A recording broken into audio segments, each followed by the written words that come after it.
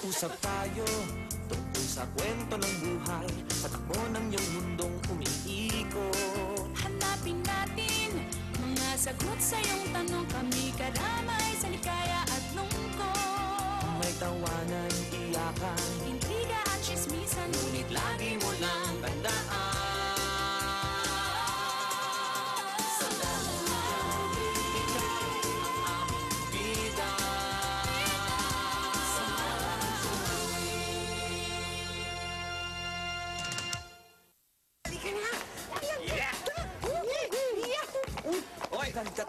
Nandito na kami ngayon sa Disneyland Park sa Paris. Ito pa lang ang pangalawang Disneyland Park na tinayo sa labas ng US of A. Nauna na yung pinuntahan natin noon, yung Tokyo. Disneyland. Tokyo, yan. Okay. Correct. Ayos. Ang ganda. Excited ako. Alam mo ba? 2 theme park at 7 hotel daw ang narito. Wow. Ano? Tingnan mo yan. Wala na unang hotel. Wala eh. 1992 nang unang nagbukas sa publiko ang Disneyland Paris na nooy kilala bilang Euro Disney. Yan na lang ang merong sign na may Euro Disneyland na makikita mo rito. Inalis na nila. Diyan sa railway, yung tren. Ito ang pinakamalaking Disney Park base sa orihinal na Disney Park sa Anaheim, California, sa laking mahigit na 56 na hektarya.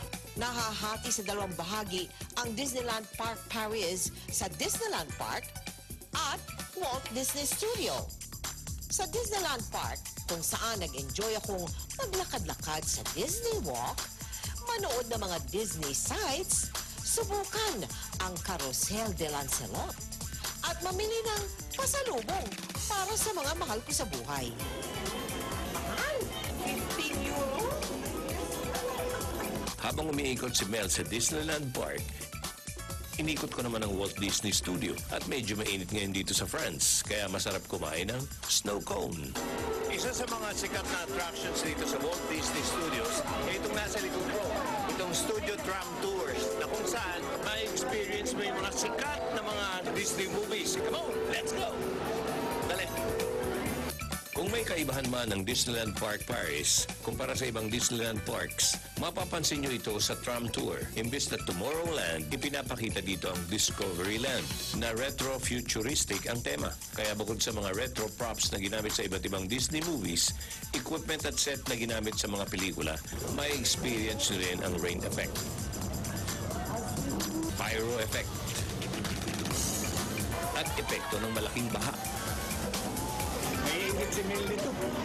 Pero saan mang Disneyland kayo mapadpad, kailangan ninyong mapanood ang Disney Parade. Mula dito sa Paris, France, para sa 5th anniversary ng Mel and Joe. Ito na yung parade ng Disney Paris.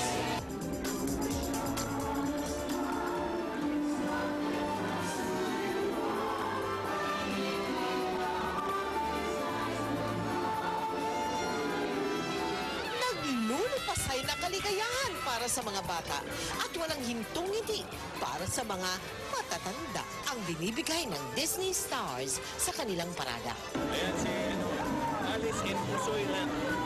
Ito na po yung karosa ng mga pirata. Yung mga nagtitinda ng DVD. Lahat ng mga kontrabida sa mga fairy tales. Ayan na si Dingdong, saka si Marian. Hi, Darnell. Ano? Okay. Kumakawayan ko yung lalaki. Bakit yung babae kumakaw? Ito na po mga magrarally. May problema na naman. Para sa libreng paaral, sumama rito para mas madinig ang mga hinaing nila sa bayan. Talaga namang bata o matanda Uuwing maligayang maligaya. sa Disneyland Park Paris.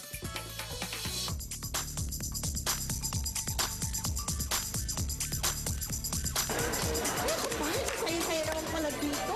Wala naman ang ganda-ganda dito. O mga bata ka talaga pag pumapasok ka. Wala. Okay.